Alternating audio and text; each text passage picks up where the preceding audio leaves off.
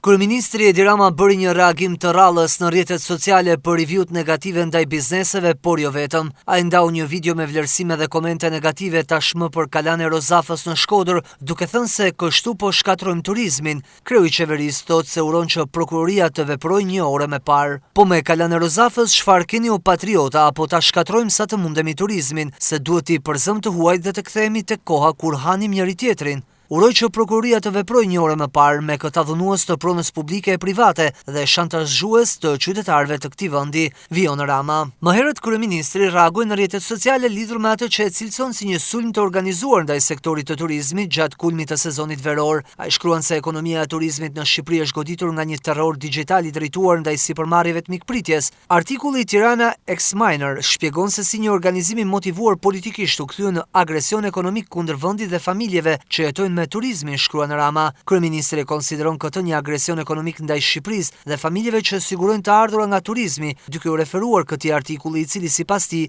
analizon mënyrën se si ky organizim ka ndikuar negativisht tek bizneset e sektorit mikpritjes. Sipas Ramës, përmes rreth 10.000 llogarive të krijuara posaçërisht është organizuar një sulm digjital që ka ndikuar në heqjen e vlerësimeve pozitive dhe uljen e reputacionit online të bizneseve. Rama e cilësoi protestën si një lëvizje të nxitur nga urrëtia dhe mediokriteti, ndërsa theksoi se policia vion hetimet për atë që e quan skem kriminale. Kreu i qeverisë shtoi se me ndihmën e Google faqet e sipërmarrjeve të prekura por i kthejnë vlerësimet e tyre dhe yjet e merituara pas ndërhyrjeve të bëra në platformat online.